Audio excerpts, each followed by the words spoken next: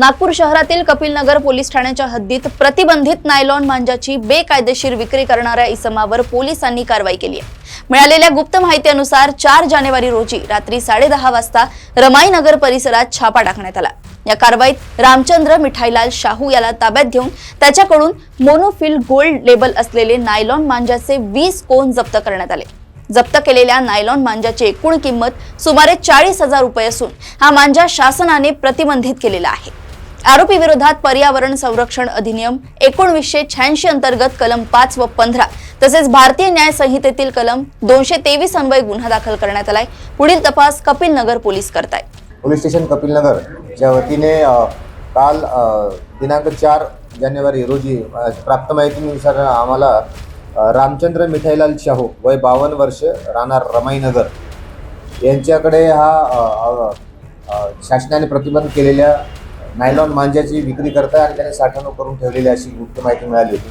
त्यावरून आमचे PSI नाल्टे DB पथक प्रमुख आणि त्यांची पूर्ण टीम त्यांच्या घरी जाऊन पंचासमावेश धरती घेतली असता त्यामध्ये आम्हाला 20 चक्री ज्या नायलॉन मांजाचे मिळून आलेले आहेत। त्यावरून त्याच्यावर आम्ही गुन्हा पण दाखल केलेला आहे पर्यावरण संरक्षण कायदा आणि कलम 223 BNS नुसार। तर एकूण हे 40,000चा मुद्देमाल आम्ही जप्त केलेला आहे आणि तो पूर्ण तपास करून हा मांजा त्यांनी कुठून आणलेला आहे आणि तो कोणाला विक्री करतो याचा पण तपास सुरू आहे।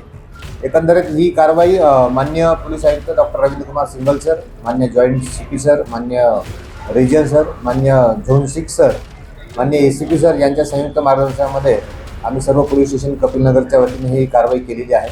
माझे याद्वारे आपल्या सर्व नागरिकांना आवाहन आहे की जी नायलॉन मांजा याला शासनाने बंदी केलेली आहे तर हे कुठल्याही प्रकारचा याचा वापर करू नये।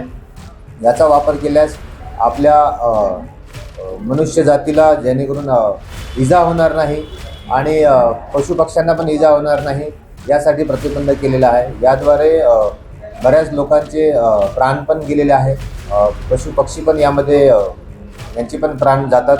त्यामुळे या मांजाचा कोणीही वापर करू नये किंवा याची खरेदी पण करू नये आणि विक्री पण करू नये। जर आम्हाला असे आढळून आल्यास आम्ही तुरंत कडक कारवाई यामध्ये करणार आहोत आणि यामध्ये 50,000 पर्यंत पण दंडची प्रावधान आहे। त्यामुळे माझं आपल्याला नम्र आवाहन आहे कुठल्याही प्रकारचा याचा अनुकरण करू नका आणि कुठल्याही प्रकारचा याचा वापर करू नये।